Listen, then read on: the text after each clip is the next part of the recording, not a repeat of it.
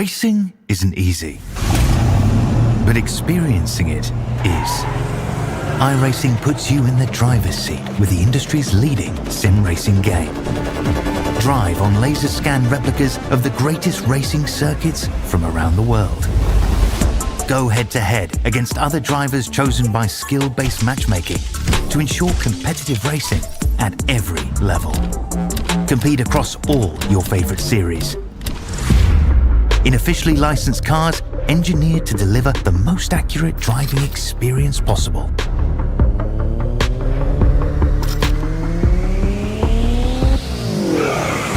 Join a race or host your own with players from across the globe. Race against the computer or in a league with friends. Feel the thrill behind the wheel. Visit iRacing.com.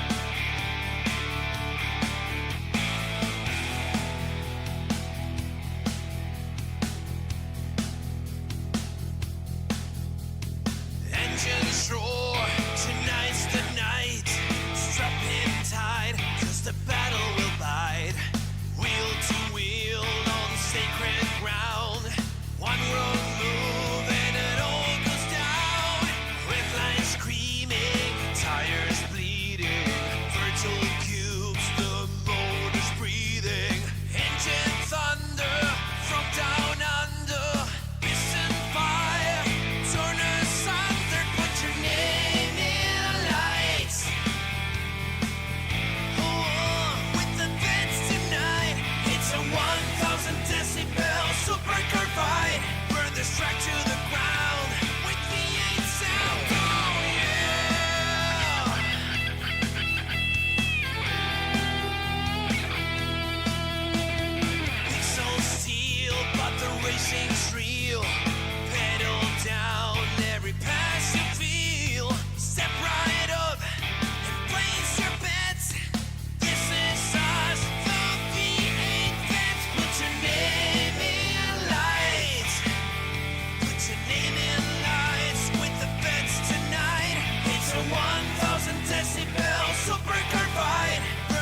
to the ground with V8 sound.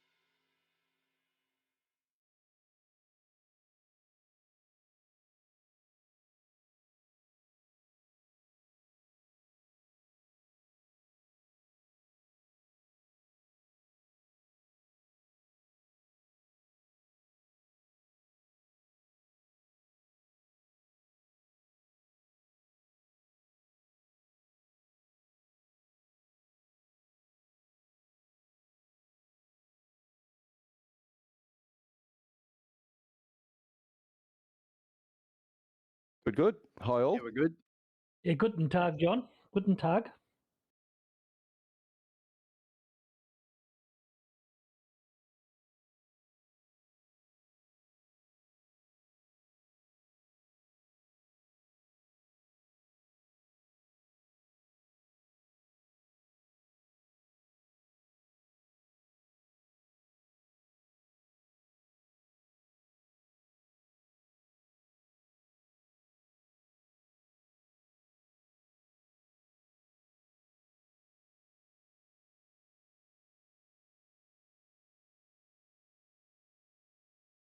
I'm here to talk about Zippy's hair and why it should look like that from now on, because that would be a fantastic look for you, Zippy. How do you know it doesn't?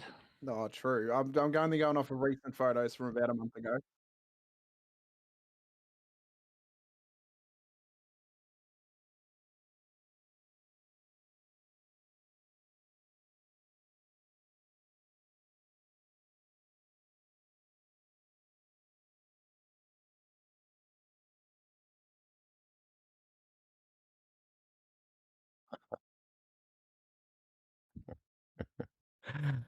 Well, there could be a little bit of truth in that one there, John. Yeah, it could be. But yes, I just couldn't believe how many people were shouting at me, saying, get out of town. But I suppose I thought that was just me.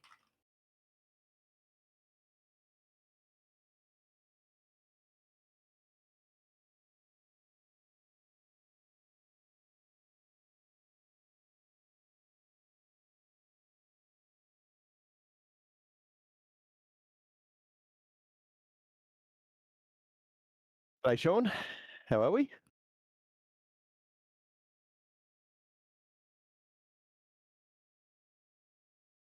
I know how that feels. I don't. Yep, Phillip Island. Can't wait. Phillip Island. It's one of my favourite tracks. Yes, so should be a good start to the season. Getting a full grid on each split for this track. Looking forward to it. You can hear me now. It's a freaking bummer. I've done such a great intro and just paid the piss out of Zippy. Yeah. Looking like Desi Freeman. That's a bit better. You should not be able to hear me now. One thing I really hate is how when new updates and shit pop up, everything gets lost, particularly when you're doing stuff. So, yeah, we had the new intro music from Dave Holly, and then we had our new song that we are going to be using. We have a video that goes with that. It's a 90-second intro replacing the Sorensen one that we've used for a few seasons. So a huge thank you to Dave for doing all that.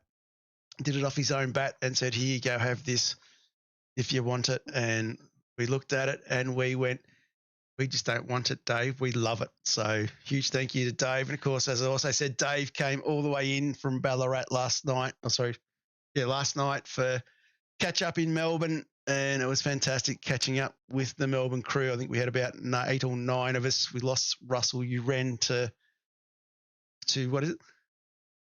Football. The Hawks. The Hawks he had to stay and watch the Hawks and Geelong game, which as a Geelong supporter, I took the bat under my tongue and said, yeah, no, I'm here to catch up with my V8 friends. And we went and did that. And Geelong won. You were just that confident that Geelong were going to win, John. You're like, don't need to put the time and effort into it. They'll be there next Saturday. There's a young bloke in the Geelong team I used to play cricket with, and yeah, I knew he'd have a big third quarter, and he did. So good on you, Shawnee Manor. Absolutely love you, buddy. Played a lot of cricket with Shawnee and his dad. So and Very much did. know what sort of champions that they are, and yeah, Sean, if you go back, look at his career in the VFL and go back to the Ovens and Murray, you know, he is a big game specialist and he is a big game specialist in grand finals. Only guy to win best on ground in a VFL grand final in the last 15, 20 years and also best on ground in the Ovens and Murray. So anyway, good luck to the Cats. Good luck to the Brisbane supporters. And I know Mike Korolev's going to be giving me a lot of grief over the next 7 days. Anyway, we're not here to talk about footy. We are here to talk about season 25 of Vets. It is going to be very, very exciting. I am looking forward to it as we start to go down through the calendar. Phillip Island is where we kick it off with a 200K on Thursday night. 46 laps in there in the Gen 3 will be interesting. We back that up with the Australian theme with enduro at Bathurst, 300 Ks, 49 laps, and it will be the retro round as well. We haven't done one for a while, so looking forward to that. We then head off to Watkins Glen for the boot for 200 Ks there, 51 laps. And then we head to Algarve, where it may be a little bit of precipitation about. I'm not sure yet. Depends how evil I be about the next two tracks. We then head to Detroit for another 200K race around the brick walls, around the concrete jungle that Detroit is. That's going to be a tough battle there. We then head to 250Ks at Sandown. So 81 laps at Sandown will feel like an enduro in itself. And then we are doing something very, very special as we drop into round 7. We're going to Thruxton. We are doing a sprint round, but it's going to be different style of sprint round than what most people do. It will be qualifying will be normal, solo three lap. And then heat 1 will be reverse top 10, where it will be known as a qualifying race. So where you finish in that race is where you will qualify for the second race of the night. And then the second race of the night is where the points will be handed out. So it will be an interesting one. It will be a strategic one. Do you throw your fast times in qualifying, hoping that you will qualify 10? Or do you go flat neck, qualify 10? Or if you do try the first option and you don't qualify in the top 10, you're going to be further back. And then being a shorter race for the qualifying race, do you push it or do you hold off? So it'll be very interesting to see how that one rolls out. Round 8, we go to Hermanos Rodriguez in Mexico City. That will be a fantastic race as well. Great layout, great circuit. And NASCAR and Formula One have proven that track's really great. And all the reports I've been getting around from everybody at the moment, it is a great place to race. So looking forward to that. We then head to what may be a damp Red Bull ring for round 9, 47 laps there, 200 Ks. And for something different that we haven't done for a fair while, we are going to finish with a sprint round, 150 K at the Sachsenring in Germany. And hopefully a certain German driver may be around to do some commentating on that one, as I was talking to him yesterday. And that is the calendar. So it is going to be really interesting, but it all kicks off on Thursday night at Phillip Island. But I guess that's not the real reason why we're here, is it, boys? We're here to see the splits, aren't we? Splits it up. Let's split it up. Any of those tracks this season have to be bought, or because we haven't raced them before? I believe Thruxton in Sachsenring, yeah. But we actually have 3 Australian tracks, which I think is pretty fantastic. And with the teaser that iRacing put out, there may be a chance I think Adelaide might even pop up next season. So we'll just wait and see on that one. But yeah, the number of Australian tracks are growing, and it's great to see we've got 3 of them in next season. So looking forward to that. And I know a few of the other leagues floating around in the off season were playing around at Oran Park as well. I was reading on Facebook today. So I think Sandown's had a makeover. Has it? Ooh. No, I just saw that on Facebook.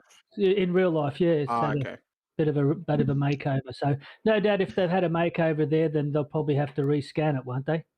It depends on what sort of makeover it was. If they've done an upgrade of just the outskirts and some of the ripple strips, probably not. But if they've done the surface itself, then yeah, it'll be interesting to see. And on a side note, I had the pleasure to turn up to Bathurst for the first time I've ever seen Bathurst, and drove the car around the track. It was unreal. It was surreal. The feeling of it. The track has so much grip, and it's awesome that you're allowed to do it. You know, it was great fun. Pretty narrow, isn't it, Zippy? Pretty what? It's pretty narrow, isn't it? I don't think I realised how narrow that track is when I first went there. Oh, well, look, you were limited to 60 Ks, so it wasn't that bad, but I was just amazed how grippy it was. It just turned the corner and the front wheels were squeaking. And but there was a rumour from one of the local guys that a kid in P-plates got caught doing 147 Ks or something. Dan Conrad, yeah. Yeah, $2,000 fine, and bye-bye car. Yes, yeah, goodbye car. But when he gets the fine, no doubt he will frame that fine and put it up on his wall. Yeah, you'd want to do something with it. Yeah, no, it is a remarkable place, and until you've actually physically been there and physically driven up it, and I've been lucky enough to go on a driver's walk around it, not as the driver, but as a crew member with a driver of German descent that wanted to do penis pictures in the sand traps at McPhillamy, but that's another story for another day. Yeah, like when you get to Griffin and you walk up from Griffin, you know, my heart rate was doing 160 walking. That's how steep it actually is. So that puts it in perspective. It is steep. And then coming down, walking, and I've been lucky enough to go to Monaco and walk the circuit there, and the gradient change through Forest Elbow is equivalent to the gradient change through Lowe's Hairpin. So it's, yeah, pretty remarkable place. Wow. Old Bathurst. Wow. Anyway, let's move on. We might start with Split 4. So Split 4, of course, is where we'll see a lot of the new guys come in. So we will show what we've got there. So, of course, Phil Marsh, number 1 on the list there. He's done 201 starts. For those who don't know, Marshy has had a back injury happen to him and may or may not do many races this season, but he's still with us. But as we look through that list without reading the names out, the things to point out, first of all, is Joseph Granshaw, Michael Hayes, and Michael Power have come down from Split 3. They're the ones who've come down. And Marty Hughes is coming out of race control back into racing. And then we have Kurt Heath, Glenn Corbett. So Glenn has been away from the league for a little bit on work commitments and still has a lot of work commitments. But Glenn is dropping down to Split 4, so I'm not sure how many races we'll see out of him. Got Stephen Williams, who's a newbie, Brendan McLean, who's a newbie, Simon Clapham comes back and join us. Pete Kelly, another new driver, and then we've got JP Courier, for those who have been around with the old RSA series. JP used to run that, so JP's back actually racing, which is great to see him up and about, still around iRacing. Abel Van Verbeeren is with us. Stephen Luckhurst is back with us. Dale Harvey has joined us. And Pete Wilkinson is back. So keep an eye out, of course, for the Locked On Lads broadcasts with that one. And Yusuf Corfidis joins us as well. So we have, of course, Michael Hayes running a new team with Yusuf in it as well. So that's an interesting one. Interesting names that are still in Split 3. And I'm going to sort of rate these guys, not taking the guys coming down. But the highest rated driver who remained was Robert Baxter. And I'm going to drop a bombshell here. The second highest driver rated is David Baldock. So this is David Baldock's season to win. This is it. Baldock is my pick, John. I'm putting it out there already. I was even considering this before you mentioned that stat. I think Baldock goes all the way next season. That blue 37 is going to win the championship. And I tell you what, it was when we actually did the splits, there was an absolute bubble there of about 3 or 4 names that would have, if we did put them into 3, would have put Baldock in. Sorry, if we did move them around, Baldock would have been in 3. So I noticed on this list the big omission off of this list that I noticed, which I was eager to see if they were still here, was Justin Wood, who took 3 wins last season in Split 4. I assume that was a stat that had a lot of weight in where he may end up in other splits, possibly because he's not amongst the list of drivers, even though he had an up and down season in Split 4. Yeah, let's just say when we did the pub test, I didn't even get a mouthful in for that one. Yeah, fair. Yep. No, that was a late Amazia. He had a lot of bad luck last season, and I think if he didn't have that bad luck, I think he would have been pushing KO for the championship. And that is definitely what we need to be seeing there, I think, is that ability. I think when he drove well.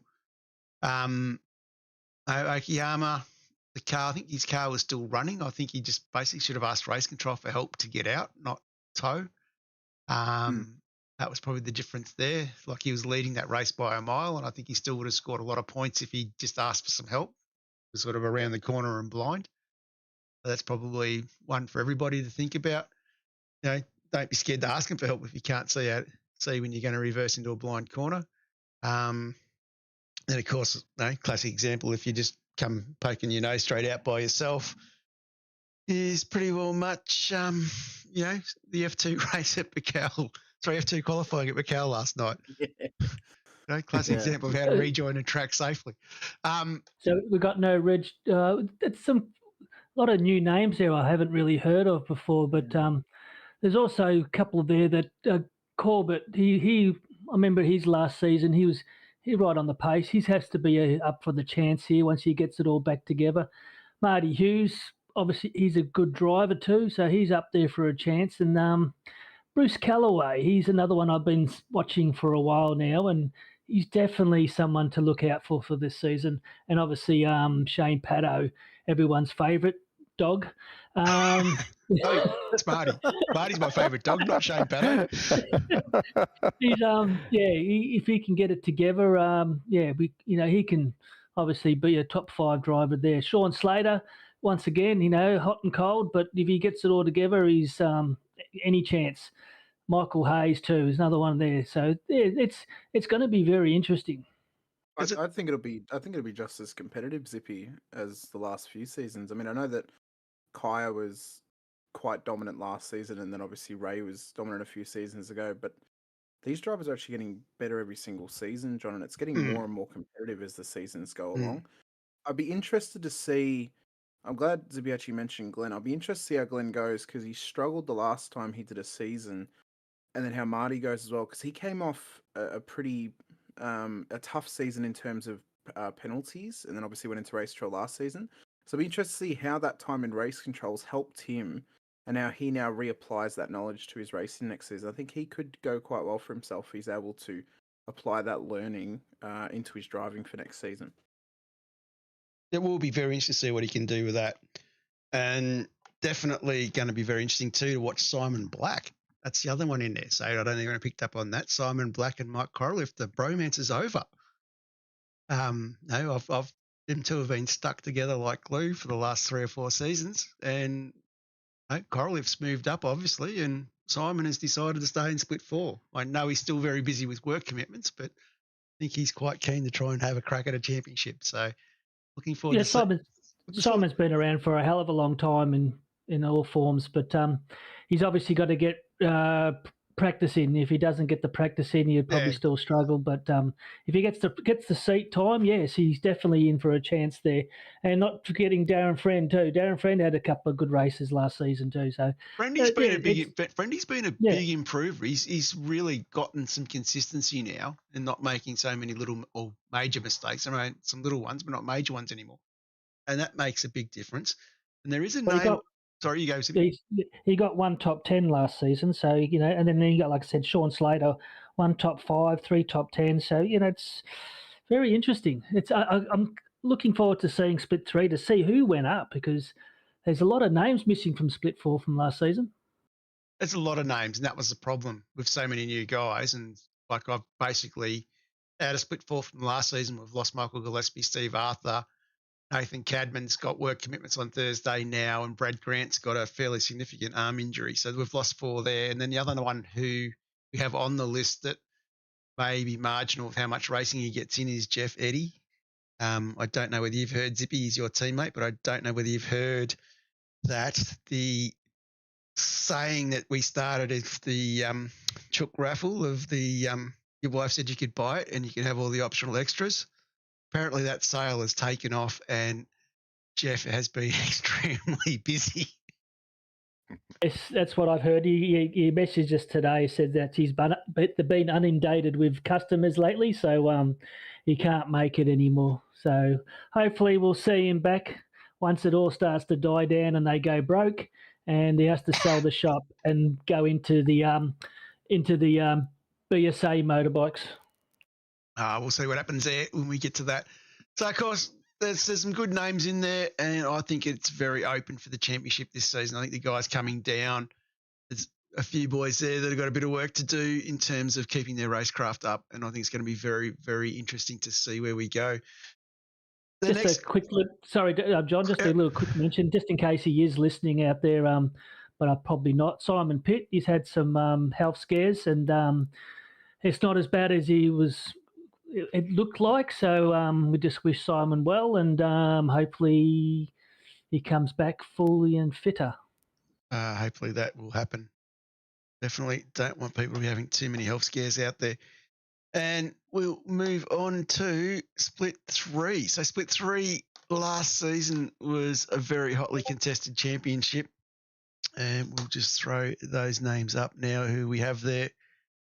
And that are the names. So, of course, I'll start with who's come down from, or who's left. So from Split 3, we've lost K.O. Kinzel. Sorry, I'll start again. From Split 3, we have coming in K.O. Kinzel, Tommy DeWitt, Mike Coraliff, Daniel Schaefer, and Jeff Sanford from Split 4. Interesting when you look at the championship points, and then as we've always said, when we do the rankings, we count round 10 as a drop round. Coraliff, Sanford, and Schaefer all dropped round 10. So that is an absolute cracker when we get that. When we get to that, that is an absolute cracker as well. So no, we've got those three guys have actually snuck in. And now I get to who else has moved into that league, has come up from Split 4. We have Pete Kelleher has come up. We have Justin Wood, as we were talking about before, has come up. Tim Lawson has come up. No, even though he didn't get all the races in last season, he showed a lot of pace early on when he was racing with us. So when things averaged out, he was there. Ernie Toth has come up, and Dave Holly has come up from Player One. So that are the guys that have come up into this split. Pete Kelleher is driven pretty well. He's shown a lot of consistency and absolutely need to see how he cracks on this season. I think he's really improved his racecraft, and I think if he takes that into Split 3, I think he'll be reasonably on the button. So Justin Wood showed a lot of pace. Tim Lawson's shown a lot of pace. Ernie Toth built a consistent season, and then as we said, we got a few gaps in there we had to try and push back people up into. And yeah, Ernie Toth had a great season, and I think he'll drive well in Split 3. He's got Dave Duddle up there with him. And I think that those two boys bounce off each other very well. Coming down from Split 2 into Split 3, we've got a certain Adrian Zeal and Richard Barella. So Richard Barella, for those who know, Richie been extremely busy with work commitments, missed a lot of racing, and I think we'll still probably miss a bit of racing going into season 25. Adrian Zeal's just a spud, but I think having him back in Split 3 will help boost the ratings for our broadcast as well. It's just a stepping stone to Split 4, I tell you. No, there's no room. He's trying to throw you down the totem pole, Zippy, to get the Split 4 numbers up each week. That's what he's trying to do. There is no room in the chook raffle for Zippy. I've got enough chooks down there. That's a lot of names in there from Split 4, and so Tim Lawson raced with us a couple of races. He's definitely got some pace. So hopefully it does well. I think he's VGA now, isn't he? VGA. Yeah, one of the VGA lads. We wish him well. Yeah, and. In a personal point of view, we're for the AJR. We're looking forward to seeing how Phil Manuel and Joel Osterwall goes this season. We've got they both improved last season, so we're as a team related. We're looking forward to seeing how much they can grow. We definitely think as a team that they both could make Split 2. So let's hope they have a great season. And I look forward to jumping into the chat room with them and trying to offer them a little bit of assistance. Well, this is the thing with this split. Like, I think this split's going to be really much a WKMP versus Team AJR battle. Whoa. And we'll throw Infinity in the mix as well. Calm yourself down there, John. I mean, I was literally about to say that this split's probably built up by about 4 or 5 teams, and then a couple of other drivers from a couple other teams. Well, like majority drivers, is what I mean. So there's a fair few AJR drivers, WKMP, Infinity, Shadow Racing, and M1 Racing as well. Like, there's probably a good 5 teams there that make up the majority of the field. I think it's going to be quite close across the whole table. Between those drivers. It'll be a battle and a half. It's good to see Simon Farrington back too. So he's another one that's got some pace, but he's not just got pace. I've watched him in a few ASR races. He's actually got race smarts where he really does think about the strategic side of it all, and he does really well when he does. And of course, coming in from the wait list as well as Mark Howard and Brendan Zatira into that split as well. And yeah, it is like, I think there's like, we've got 5 guys, and I think there's about 5 guys from our team. I think there's about 4 guys from M1. AJR's got about 5 in that split, I think. So it'll be, yeah, plus your 4, Hamish. So yeah, it will be that 5 teams really having a struggle there. Watching Chio Menzel in the Bathurst thing, and yeah, he's improving even more. So there's no reason why he can't be cracking for the top 3 in this split too. But It's ironic you say 4. There's actually 6 of them in split 3 now. 6, there you go. Yeah. You get the number right. Because Justin came up and Mr. Matty Fu has joined the team for next season. There you go. Yeah, I forgot that one. No, it's going to be a good split. I really reckon this is probably going to be the closest split in terms of where we're going to see a championship come from. And I think it proved itself last season. It was very tight and very close. And I think looking at the list, I think out of most of the blokes there, I think if they are doing the work and doing the hard yards and doing the analysis of telemetry and everything else, I think anyone on that list could be pushing the top 5. Exactly. Yeah, like I said, split 3 last season, doing the broadcast, you didn't know who was going to win. It could have. I think we had 8 winners for the season out of 10, so you can't get much closer than that. So yeah, there's some good names that could just pop up, like Fu and all that. Yeah, it's unbelievable. Wayne Shepherd showed some form towards the end last season. Robert Crow, he's over there in the islands. He would have got his gear set up now, so he's someone that raced split 2 before. So and then Will Munro, not just talking up Hamish's side, but Will showed a lot of improvement last season. So he put in the time as well. But yeah, he showed a lot of improvement. Will has a hell of a lot of potential. I think Will is probably one of the fastest drivers Team AJ. That's right. One of the fastest drivers Infinity has.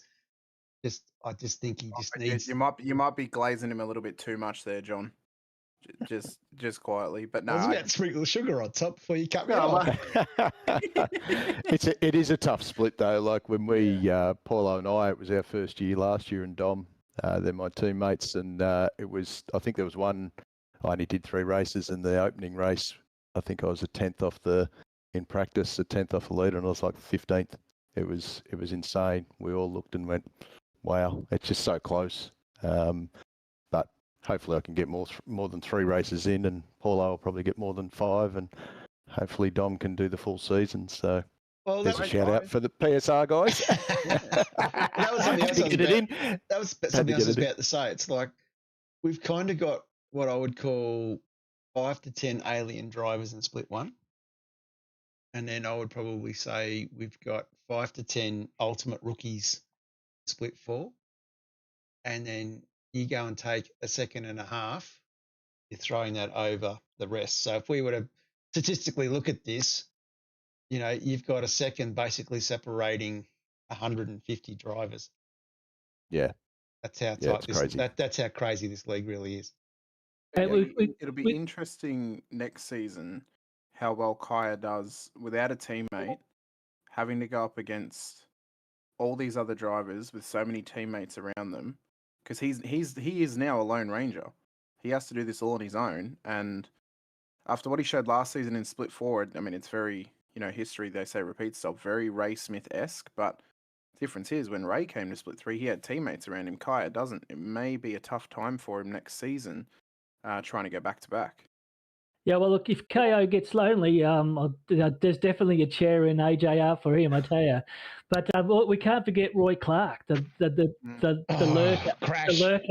the lurker. He just lurks around, just sitting around, and gets those good points at the end. So he's someone to watch for. I'll tell you what, though, when you look at that list and you look at the history of this league, like Craig Healy, Roy Clark, Mark Dial, Mark Peck, Richard Barella, and I'll even go as far as Reg James, like you have got some of the ultimate old school drivers that we have in the league, the gentleman This drivers. this And really feels like an early split 2 split, it does. John. It does when Like you look at the top of that list. it feels like if you had looked at this maybe 20 seasons ago, you'd look at this and you go, this is probably split 2. Like that, but that's how far the league's now come. I remember race 1 for me in season 4 at Interlagos, and it was Healy and I were going toe to toe knocking doors. You know, it's like it's a lot of history with those guys without league. Anyway, that's an interesting one for split 3. I think it's a great battle. I'm really looking forward to watching this one unfold. A lot of depth. A lot of Yeah, depth. A lot of depth. Don't rule out Korolev. He's getting quicker and quicker. A lot of race smarts with that fella. KO is the one I'd probably say I'd be keeping a close eye on. I know, talking with a few people over the last couple of weeks when I've been in Brizzy, I met KO in Brizzy, talking to a few people in Brizzy, and I know there's a lot of people watching KO at the moment. I think he's got the potential to be definitely a split 1 driver very quickly. Justin Wood, if he drives like he drove in those races that he won, I think he's got the talent to be up there as well very quick. But, you know, needs to get away from some of the little mistakes that he makes, and needs to build a championship still, I think. You know, I know he had gear failure, but kind of like Akiyama makes me sort of question a little bit where he's probably would have been smarter to ask for help to get out and then go again. Where he still would have got a bag full of points being the end of the season. There's guys in there I've seen do really well in other things, like Steve Vella. He's another driver as well. Pete Vermey, I know, can be very quick. Jeff Sanford. Pete Vermey, put him on Bathurst, and he's going to be hard to beat. So that second race of the season, I reckon he's ticked that calendar and he's gone. That's for me, this one. And of course, I'm interested to see the development of Ernie Toth and David Duddle, John. I know that it's a project. WKMP picked them up. Well, WKMP picked them up at a part of, was it partway through last season? Yeah.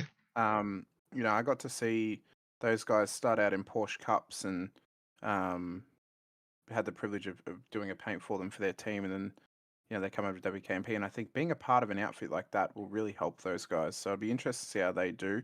Oh, look, with Richie and Reg is the old school in there, and then of course we've got Paul in there as well. Yeah. No, Paul, he's still finding his way and getting himself back in from some major health issues, and he's got himself back into sim racing, which is great. And we've seen what Paul can do back in the early days. He was one of the ones that kept Jamie McKnight honest when he became the people's champion, so to speak. We know DeWitt's getting quicker. We know DeWitt's been working very hard with Troy. Troy, we'll get to split 1 and I'll talk about what's going on with Troy. So there's a fair bit of work going on in the background. The team is building, and we're building ourselves up a bit more in terms of outside events, and we've picked up a couple of drivers and we're moving into doing some different things again.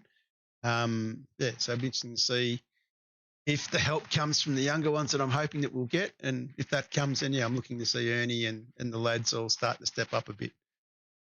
Just going on to split 3, Aidan Rice is not with us this season. Not sure why. Haven't heard back from him. Ed Cullen from split 3 is doing GT3. So is Matty McMillan. Michael Schroeder, I'm not sure what's going on there, but I did see an ad for sale. Here for sale. Robert Brewer, I think he did 1 race. I think he suffers a fair bit from work commitments. So I think life got busy again for him. And Toddy Martin is doing race control. So they're the guys that have dropped out of split 3. So you can sort of see the guys dropping out makes the reason why we start pushing blokes up. Any last words on split 3, boys? Oh, no, just, Ross Watson had a great season last season, and Brendan Zatira, another one to watch out for. He, another one that he could do anything if he gets it in the right spots, because, looking forward to watching him grow. Yeah. And just a shout out to Watto as well. Watto, best number 2 going around is Watto in the commentary box. That is for split 4. Look forward to it. Be a good year. Righto, let's rock on to split 2. So this is where life gets real interesting. Roll over the list and look at the start by talking about the promo. Actually, we'll talk about who's out. Chris Blanchard is having a season off. He's doing the GT3s as well. Mikey Harlan has moved to the United States of America, I believe, and Robbie Griffiths from Fishy's not with us as well, so I'm not sure where Robbie's having a season off too. Coming in, and we'll start coming in from the bottom. The newbies coming in is Tony Chapman.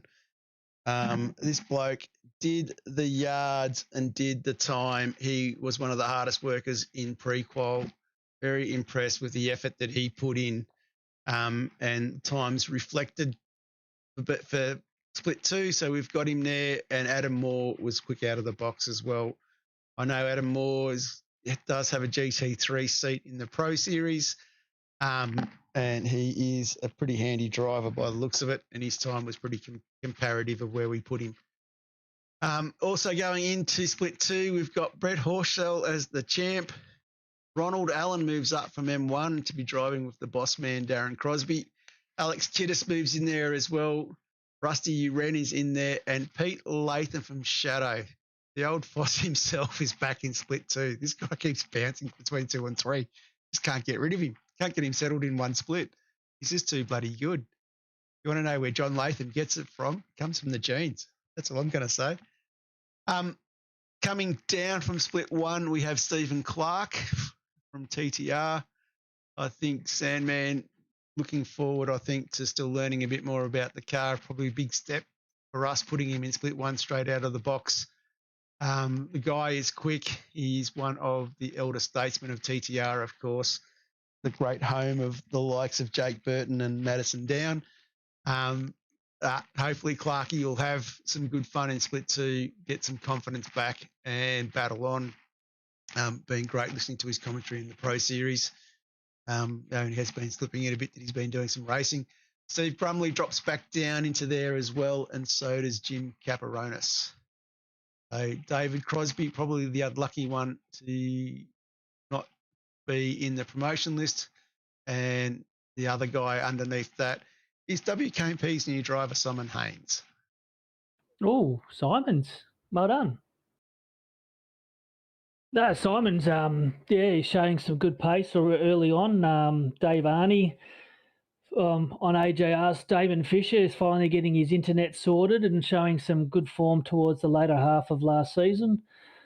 Racing with all these guys. The one that really impressed me last season when he raced was Chad Vigor. He showed real good pace, and I think he even won a race. And the old fox, Brenton O'Brien, he pulled a win last season, just cunning as a fox, and strategy up the very top end of that. Scott Weston also, another one that's really improving each season by season, and I look forward to seeing what he can do this season. There's anyone there. Like you got Paul Burns capable, Grumley capable, Header Shield capable. If Scotty Van Looms gets to race again, he's definitely in for a chance for a top win. Van Loon, we had a very big D&M the other day. Van Loon is basically, I think, by the end of this month, hopefully have his rig set up and be back with us. So I think it'll take him lock him into a top 5 then. No, I won't say that, because he's been out of the rig for a long time. Yeah. And a hell of a lot going on in the background. I think it'll take him some time to build himself back up to that level again. But don't underestimate him when he does get to that level again. But I don't think that'll be this season. I think it'll be next season. I think 26 will be the season we'll see Van Loon blossom, was the word I'll use. Keep going, AJ. Then you had Jim Caparonis. He's been travelling around Europe, so you'd be looking forward to seeing him get back in the seat, because that guy can drive. Mick Clifton, another one that's really, really improving. I've seen him lately in the few weeks especially in the Bathurst. He's really hitting some speed. The ever mustard Shane Randall just keeps getting those positions up the top 10, top 10, top 10, top 5. And then, could be his season this season. So, yeah, there's quite a lot of good names out there. And Bruce Tannock, obviously the guy can win a race. He just gets it together. And, Alex Kiddis should be interesting to see how he goes in that one. Russell Lewin as well. It's going to be a hard split too, I tell you. Yeah, absolutely. Like, I know Haynes and Uren will probably work well together, and I know there's a bit of pressure from the top to work with those boys and try and drag them up.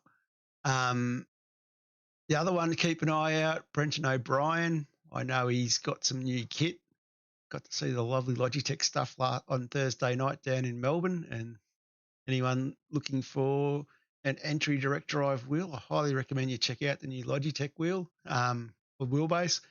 And of course, you've got some great wheels now for the Logitech stuff, and you can get the MPI stuff. I actually did a couple of laps at Sandown on the MPI wheel, and it feels absolutely fantastic. Absolutely loved it. There's some other names in there. Luke Powell, if he can put a season together. Yeah, puts a season together. It's he's definitely up there with a chance. Right. And Shane Randall's the other name in there too that I'd probably talk up. Yeah, I would put Luke and Trent Allen in the same boat.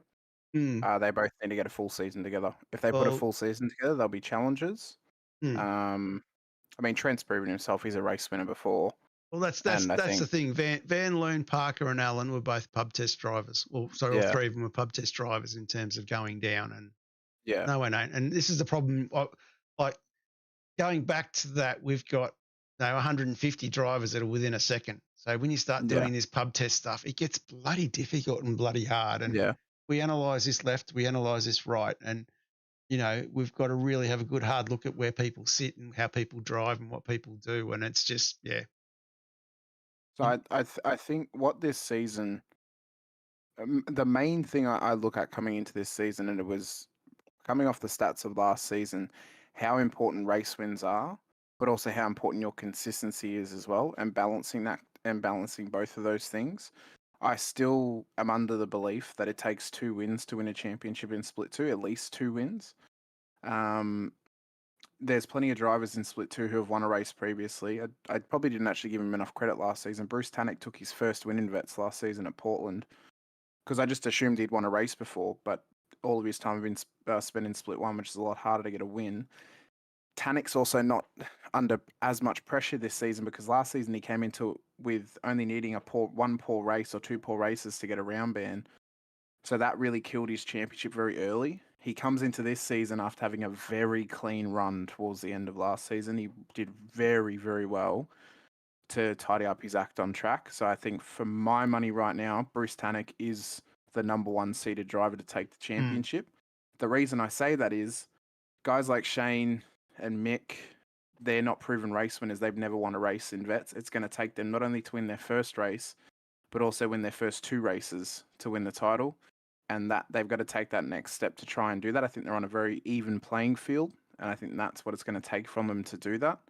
I think based on how I've seen Alex Kiddis drive in Split 3, I think he may actually struggle in Split 2 next season. He's got very, very good pace, but Split 2 races very differently than Split 3, and I think that may bite him a little bit next season, but I think he has got the ability and the talent to adapt and the talent's there with Alex. Alex has got to learn how to just develop that racecraft that little bit. Exactly. And he's very young in his Vets career. I mean, he's only got 28 starts. So, to already have that kind of pace, the only thing that he really needs to get up and running is his racecraft. Split 2 is a great performance center to do that. Hainsey will be an interesting one to watch next season.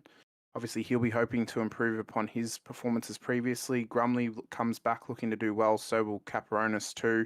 Hoffman looks to be on the rise after a little bit of reshuffling within that team. And then Crosby and the Vigors are going to be ones to watch as well. And Cros will have teammates around him as well. He will. That's will. the other one. He may not now, depending if Luke Powell is there all season or not, he may not have teammates who are running in the top 10 every week, because I'm unsure if Ron Allen's going to be able to do that or not. Ron's That'll be a time will tell. improving very quickly, but you've still got him there. Yeah. That's what I'm saying. You've still got a name Yeah. there to calm you down or Exactly. talk you through something. Yeah, I think for the one I want to see do well next season is Dave Arney. I want to see Dave do well. He had some very good performances at the end of last season, and I think if he can tighten the screws a little bit and just start to push a bit more, those podiums will be a very regular thing for him. But And he's one of the nicest guys. A teammate there with him. Yeah, you know? he will a little bit with that, and that's what I was about to say. Yeah. Like Hoffy's got Jim back, so the band's back together. So I expect them two to pick drag. Yeah. I expect Jim to drag Hoffy up. I do as well. Hoffy finished with a ranking of 24, so I'm expecting Jim to bring him back up into the top 10. I would as well. Yeah, and then you've got Wade Reynolds. Wade Reynolds is a fairly newbie to the vets, but I looked at his eye. Oh, he's got 64, I think, something like that. But his eye rating is way over 3,000, so he's definitely can drive. And he's a real life driver. Like is he? Yeah. Like he's not a dead driver. No. What I'm saying, he's been on track in real life, so he knows what he's doing. Back to Dave Arney as well. Big shout out to Dave. Like it was great catching up with Dave in Brizzy. Another absolute league legend. Get to the chopper. Sure. Hoffy, once again, he started improving towards the end, and having Jim there is, as you said, is obviously going to help him. But also, Brett, your partner in crime, Hamish, Brett Fisher, he just keeps just sticking it there and just being consistent. But my money, looking at this list, my money is on Mick Clifton and Chad Viger for the season. Yeah, don't rule out Brendan O'Brien too. If he puts the effort in, he can do it as well. And I know I'm not ruling him out. I'm not ruling him out. And after listening to some of his team members on Thursday night, he's under a lot of pressure, I think, from the younger guys in the team to drag his bloody bootstraps up and get back into split one. So, yeah, I think for like, I think Mick definitely has the ability to, but I think that it's the same thing for Shane. He needs to win a race for me to say confidently that he can challenge for the title. That will be the turning stone for Mick and for Shane as well. Once they take that first win amongst this field, that's really when they are all of a sudden they are a championship contender, because it doesn't just take consistency, it takes race wins to do it. We haven't had someone win split 2 without winning at least 2 races before. That's the bare minimum that they need to be able to do to win it next season. There is always a season for first. We saw it last season, but amongst this field and how strong this field is, it is going to take consistency plus race wins to do it.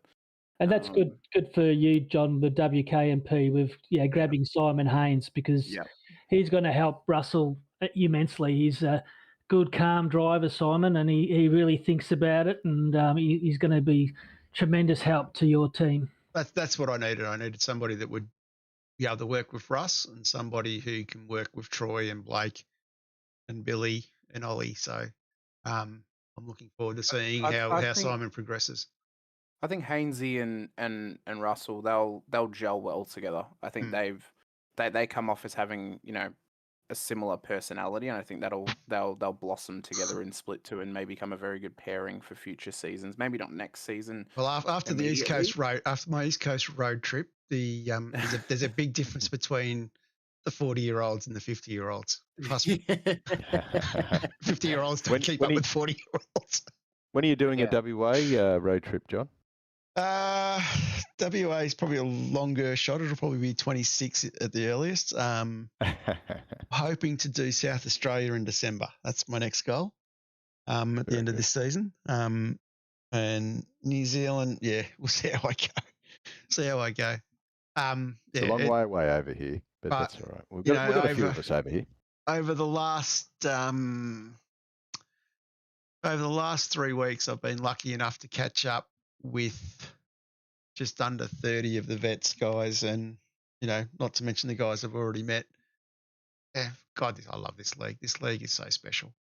It is. Yeah, we're gonna duck across anyway. We nearly made last night, but I've got to go to work early next week, and Paul works on the similar swing. But we're going to come over at some stage, catch up, put a name to a face. And like I've made, I know we should be talking about split one. I know I've made Sorry. I know I've made some great friendships, and you know, I've met some great people, and you know, some of the people I've met in the last 3 weeks are absolutely up there as legends. Even Jordan Ross, he killed me on Thursday night. But you know, like Dave Worrell, classic example. He's down in Albury for a funeral on Monday, and we're going to catch up. You know, and it's just, you know, it's like the amount of phone calls, the amount of messages you get from people these days, and it's just like, yeah, absolutely, just love this league and the comradeship that we have with it that makes it special. And I think, you know, I've met so many guys like Ron Allen and Dave Arney and Nathan Favreau, and you know, of course, I got to meet the wonderful, amazing Anita Buckland and Gary Buckland and Daniel Sheriff last night. You know, and of course Dave Holly, who I mentioned as well, and Dougie Wright. You know, and Russell, you read me talk about these 40-year-olds killing me. You get to meet these. I've met some great bloody people, and Yeah.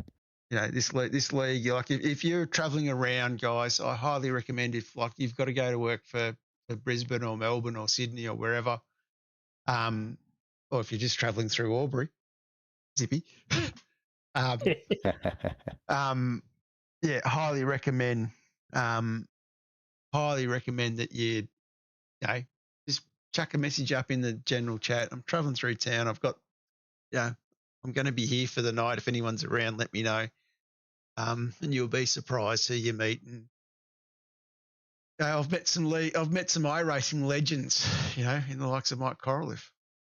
Just in saying that. Anyway, let's move on to split one because I'm waffling. Yeah, well, just the same as you, John. I was lucky enough to catch up with Anita and Gary Buckland as well. They opened their doors to me and got to meet them, lovely people. And I got to catch up with Mark Doyle and up at his place in Mildura. So, and then I got to catch up with you. So yes, it's nice to just catch up with a few here and there and get to meet them in person instead of just being on the radio. And a little hot tip from last night, a little bit of gossip. Gary is worried about how fast Anita is getting. I just got off Oz Sprints, and Anita was very quick round Phillip Island. She's getting a lot, and I had trouble getting round her at Road America as well. Like she's coming along in leaps and bounds very quickly. Doing very well. Let's move on to the main game. So these guys broadcasted by SimSpeed. I was lucky enough on Thursday night to sit down and have a very long chat with the great Jay Kennedy from SimSpeed. That guy is a legend in himself. You know him very well, Hamish, as well. Jay, one of the best beards in the world going around. Probably wouldn't be watching his broadcast. So I don't have to push it too much. But Jay is an absolute legend. It was great catching up with him. Can't be better than your beard, John. No, it is. It is. We call you John Bauer. Nah, you John's is well trimmed. You saw the photo from Thursday night. You didn't see that photo, but there's a photo from Thursday night of myself with Jay Kennedy, Brenton Hobson, and my beard. Yeah, I'm nowhere. Hobbo and Jay Kennedy have beards that are just to die for. I'm not game enough to go that big. So split one. I call them split four because split one's really split four for me. We have coming back the greatest Dutch plumber there ever was, Sean Vandermeulen, and he is back from injury after spending time in split four race control. I reckon he is absolutely looking forward to representing ERT in split one. The other guy coming back in using the magical I'm going to go sit in race control and do a little bit rule as well was the great traveller himself, Jamie McKnight. So there is two names back in there that have not raced last season. And then the other two names coming in off the wait list is Brian Minogue. He is an absolute bolter of a driver as well. And Luke Grundell, one of the SLS lads. And that is definitely a cracker of an effort there to be sitting with those guys going straight back into split one. And, of course, also coming into split one is some guy who races for Infinity Motorsport the Masters? Who is he, Hamish? There's just a little Turk we know as Halil Cesar, who's got some hummus injected Mustang out on track. Just won the third title in a row for that team. Nothing that special, obviously. Who is he? Then, of course, we have Shadow Racing's Brad Doble. We have the great Robert Crisdale from Frog League Juiced, one of the best indoor cricketers, but don't tell that to a great friend. Other side of the ditch. If I remember the number correctly, John, I think it was over 1,700 days between race wins for Rob Crisdale. He took his first many seasons ago. He took his second last season at the Bend. So that man is he was on a big high after that race win, and then coming into this as well. I mean, both Halil and Brad took 2 wins themselves last season, so all 3 of them are on par with each other. Rob's challenge probably came a little bit too late, though, to really put the pressure on them in the last round. Then, of course, after Crisdale, we've got Lorne McKee is in there as well. Another great Victorian representing Accelerate. And Reese DeGoey comes up for the split 2 as well. So you got some good drivers coming up, Hamish. Well, I mean, the SLS has kind of rebalanced itself with Grundle and Minot coming back in. It means that Reese has actually got teammates with him up here in split 1, and then obviously Lanyon and Grumley are teammates down in split 2, so that works out well for them. It'll be interesting to see on a personal note how this now helps Ray and Halil both being in the same split this season. It helped Halil massively last season to have a teammate. Ray finished, I think it was top 15 in his first season in split 1, which is a very fair effort. So I'll be interested to see how they now improve with each other in the same split as well. How well Taliancic does to try and get back up to pace. If someone can even get close to charging towards the dominance of Jordan Ross. Don't rule that one off, because, as I said, I spent a few hours with Jordan on Thursday night. We had a fairly in-depth conversation about his experiences in the league. Like, he's only done 29 races, yes, and has won 3 seasons. Yes, he does drive really well, and it looks easy from the outside. But he rates Wayne Walker so highly. He worries about Wayne Walker. Right. He thinks Wayne Walker is hitting a bit. Wayne is making some very minimal mistakes, and if Wayne irons out at least half of those minimal mistakes, I think he will be basically making Jordan Ross sweat a lot harder, and probably still going after Jordan Ross spot. Yeah, Wayne's Wayne's really improved. I love watching him race. Also, there, I'm looking forward to Sean van der Meulen as well. He's been itching. I've seen him do a couple of practice laps, and he's setting it on fire. Also, there, be interesting to see Scott Gamble. I looked at his statistics last season. He got 9 top 5s, 10 top 10s. Now that with the lovely Logitech new gear, I gather that he would have got. He would have been studying it and dialing it all in, and I'll be interested to see if he takes that little step forward.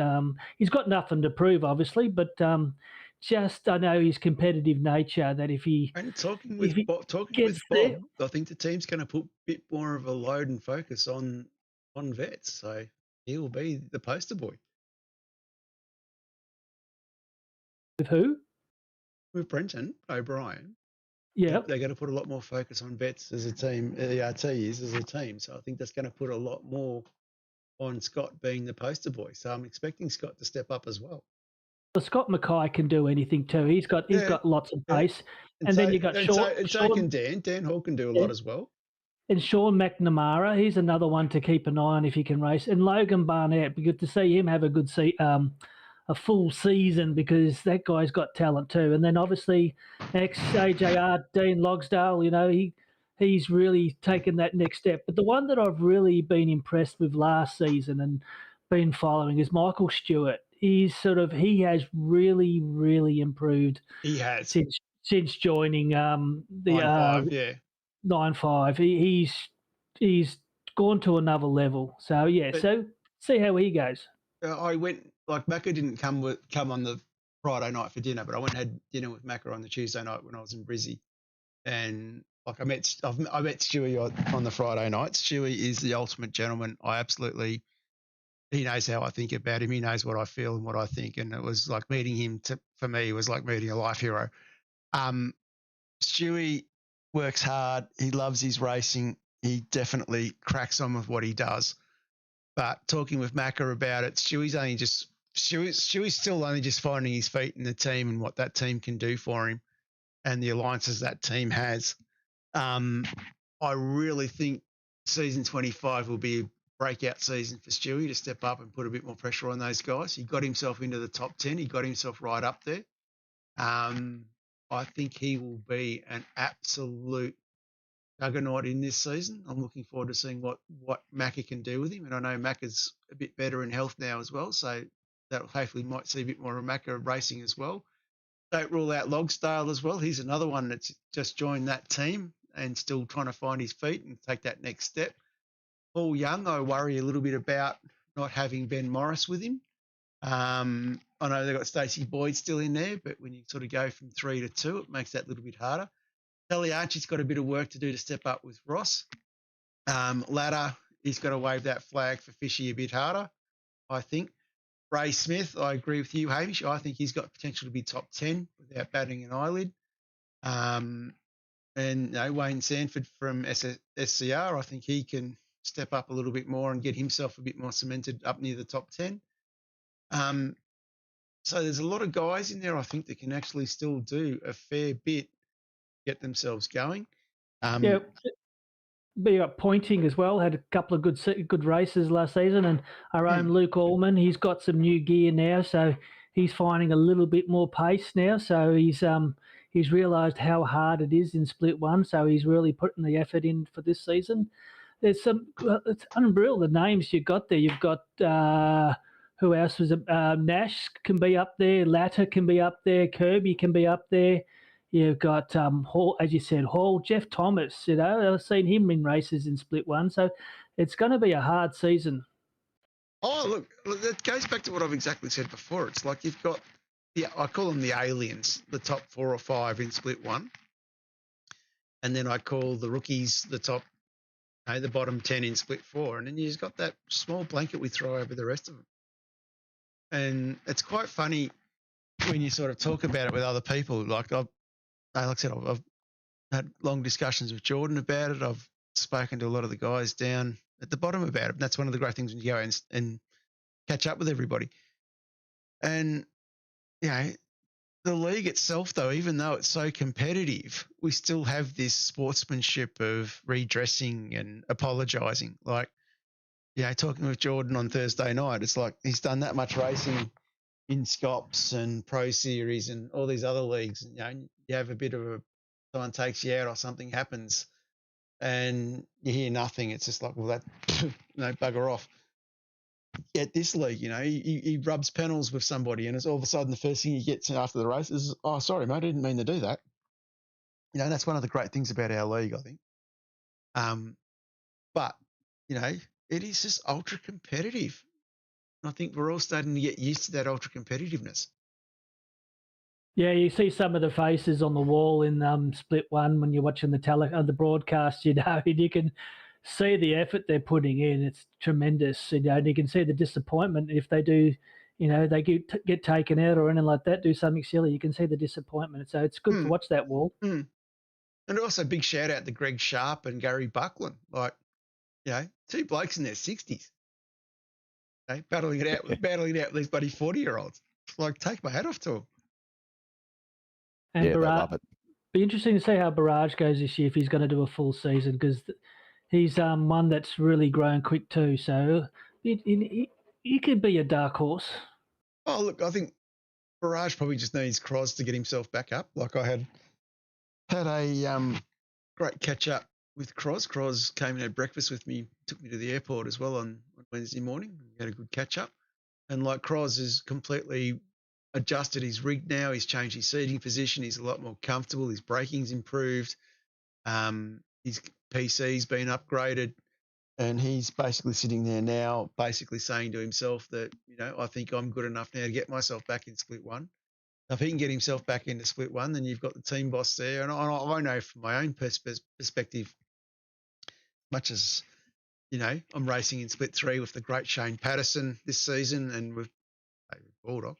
But when you've got a couple of guys in Discord with you around you and, you've got a lot of communication and, yellow flags come out and all those sorts of things, and you start thinking about strategy and start talking about strategy, you got people to bounce ideas off, and you can do things and make things happen.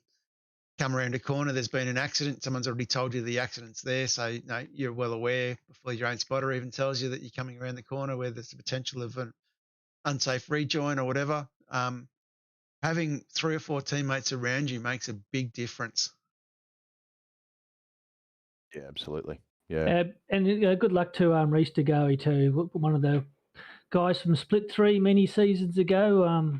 Good to see that he's made it all the way to Split 1. and wish him well. And Rushworth, once again, he's just taking little micro steps forward. So you just don't know what he's going to do, but he'll be happy because he's racing with Dean, his boyfriend. Yeah, go on, you zippy. So, yeah, that's basically our reveal of the splits. I will post them in Discord shortly. I will just drop a couple of other little final comments in that I want to talk about. First of all is the race bans with license points. I don't know who's picked up on that one, the changes that we did with that. But basically now if you get a race ban, you need to sit in race control as an observer. That will not be in your own split.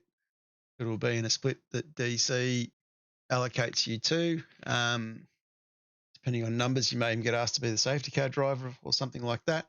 But the idea is if you have a race ban, we want you to sit there and observe what's going on so that you get an understanding of how they look at things, how they approach things, and how they work out decisions. I think it's a great idea. And also it is fantastic in the sense that it will allow other people to get an idea what goes on, but you will learn in that time that you have off a bit better how it approaches. And I think everyone's just got to remember that the compounding factor of incident points as well, or license points as well. So if you do hit somebody once and then you hit the next person in the night, it's probably time to say, I'm not going to hit anyone again.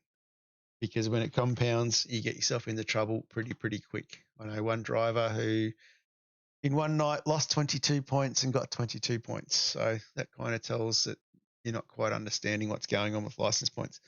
The other factor I want to talk about as well, I was personally hoping iRacing may have done some amendment to the slipstream of the car, and they haven't. So we're going to have to go back to iRacing's recommendations a little bit to try and work out how we can improve the racing a little bit. So we've added into the regulations now that server setups may change because of whatever. So check the sup regs. So make sure you do that. There may be a hot race this season. Keep an eye out for that one.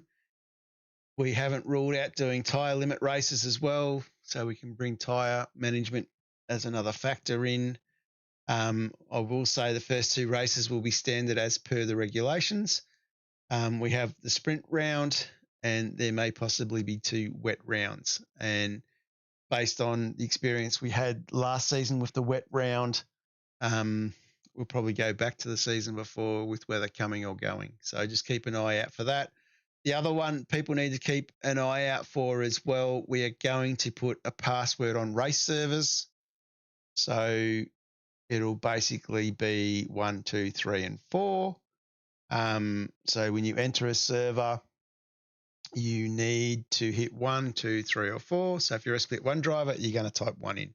Split 4 driver, you're going to type 4 in.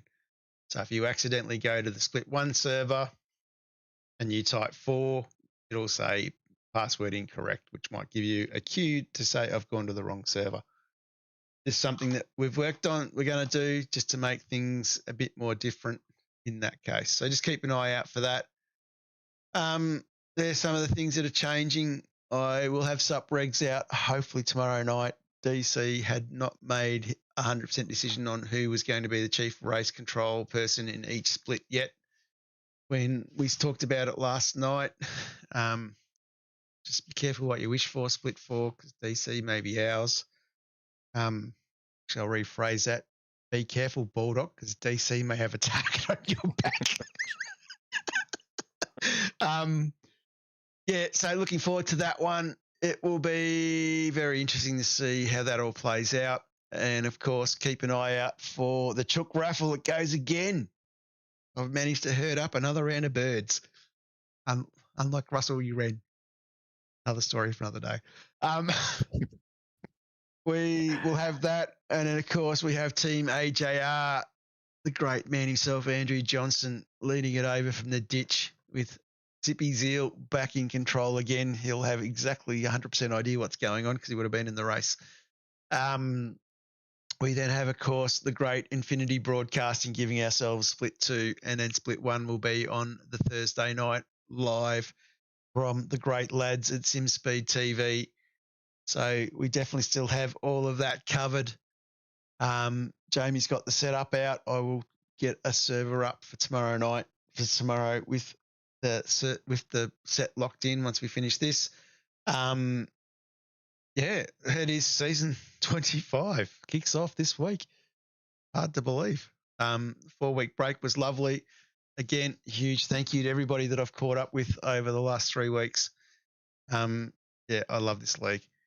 Gives me the ability and the confidence to keep working on what we're doing. Big thank you to Hamish as well, and Travis and Zippy for coming in and helping me tonight. Any last words from you boys? Expect split 2 more than likely to broadcast on Sunday night next week since the Lions made the grand final. I'm just going to say that you probably worked out I'm in here by accident. I clicked on the wrong Discord and I ended up in here. So, yeah, sorry to everyone. I didn't sit here and didn't say much, but that's why. No. Don't say it's an accident, Trent. Don't say it's an accident. You've got your ears wet now. You're in, son. I have. And yep. I'll say this for anybody. And I am talking split 1 to split 4, and I think AJ's the same, isn't he, Zippy? If you are about on a Friday night at 9 o'clock, come in and have a chat. Like, it makes Ross and my job so much easier when we have some new names and some new faces coming in and talking to us. These replay broadcasts for split 3 and split 4 really work well on having a conversation. And if we get new faces, new names, or if you want to be a regular, come and be a regular. It creates the conversation. Like, Roscoe's driving split 3 has been for the last season. And he still comes and sits in split 4 and gets excited watching it. These replay broadcasts are never easy to do. There's a lot of work goes into them. We've got to have a cheat sheet so we know where to click. And if I've got, I don't know about AJ, but if I've got a lot of safety cars, I'll even go and pre-record replays and do all sorts of weird things like that to make it entertaining. But what makes it really entertaining, as tonight with the 3 lads with me, what makes it really entertaining is when you've got a couple of blokes with you and you get a bit of banter going. So thanks, boys. Yeah, we don't do that, AJ, broadcast. We just, I think Andrew now just goes to incidents and it clicks on and does it. So we don't really know what's going on. Sometimes someone will get in and say, can you look at lap 4 and around that corner, and we'll keep an eye on it. But yeah, we were lucky last season. We had about 4 or 5 newbies come into the broadcast and say g'day, and that's just the best way to get to know you, is to come in and talk about yourself a bit. And I had lovely Anita Buckland come in and talk about women driving and all that sort of stuff. So yeah, it was come in, join us, and let us know all about you. Don't let me have to go back to Facebook and digging up information about you. Oh, we got in trouble for that one, didn't we? Anyway, that's a story for another day. And just to back you up, Hoff, yeah, Pete doesn't get much recognition, but you should have heard Hobbo and Jay Ross talk about the SSR driver on Thursday night. He's well known in the team and well loved in the team. So don't stress too much about him, Hoff. Love you, Pete. Yeah, on that note, I think we might wrap this one up. And I can't think of a more fitting way to wrap this one up than to go back out with Name and Lights from the great Dave Holly. I will post a link to his Facebook page. Still the youngest in Split 1. Yes, you are, Matty Bascord. You still are, only just. We will wrap that one up. I'll put some links out for that. And, of course, keep an eye out for the video that will go with that one as well in the new broadcast as they go through. Season 25. God, that scares me. Wait up to a quarter of a century, John. I know. I know. Thanks, John, and thanks to the committee, and thanks everyone for doing all the pub tests. But just like to end mine with good luck, everyone, in season 25. Yeah, it's going to be a good time. I just want to put a stat out there, John. When we get back to this time next year, vets will have officially had more seasons than years I've been alive, so that scares me a lot. Yeah. Yeah, Wow. we did a lot of reflecting on Thursday night about OSR Dev, and I reckon if we can get anywhere near that, I think we're doing well.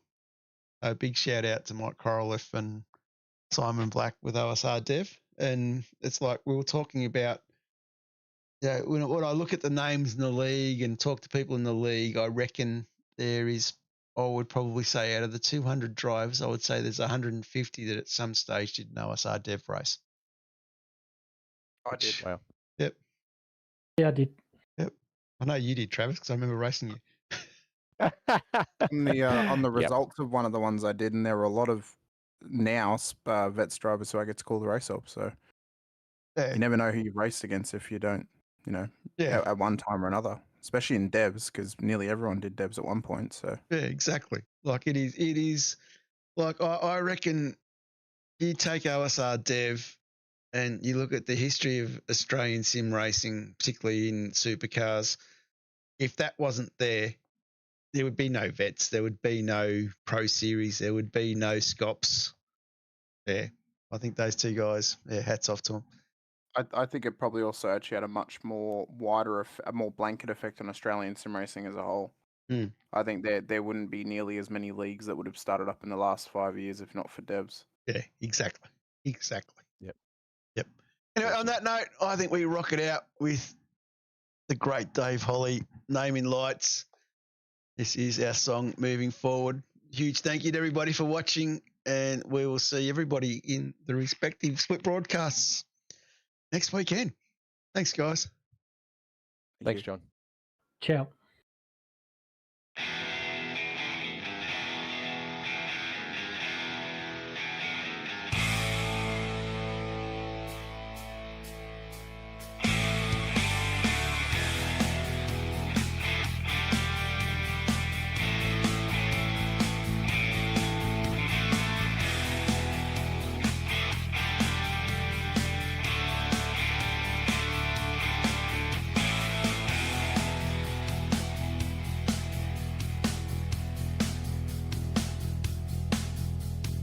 Engines roar, tonight's the night. Strap in tight, 'cause the battle will bide. Wheel to wheel on sacred ground. One wrong move and it all goes down. With lines screaming, tires bleeding. Virtual cubes, the motor's breathing. Engine thunder from down under. Piston fire, turn asunder. Put your name in lights. Oh, with the vets tonight, it's a 1,000 decibel supercar fight. Burn this track to the ground with V8 sound. Oh yeah!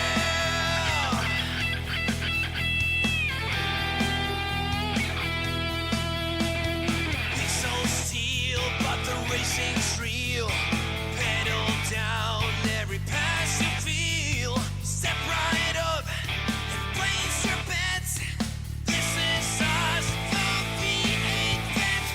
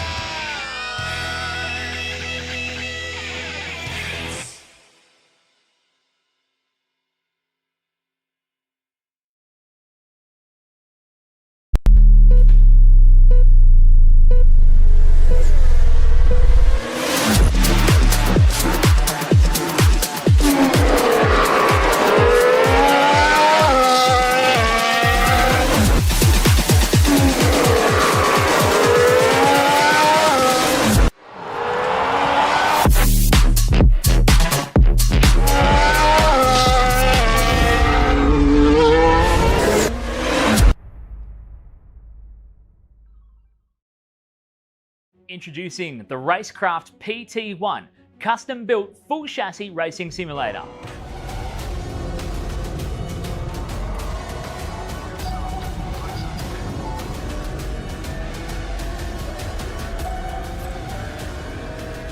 The design project, codenamed The Cage, an 80/40 extrusion chassis sitting on top of a Sigma Integrale DK2 Plus 4-point full motion actuator system. No compromises in the cockpit of the PT1 simulator. To maximize the experience, we start with a 49-inch ultra-wide monitor for the greatest field of view in a small footprint of the simulator, down to the SimuCube wheelbase that's tucked up and behind the monitors with SimCore extensions to get things out of the driving area. Everything is connected to a Cube Controls GTX steering wheel with the built-in dash and all the extra button functions available at your fingertips.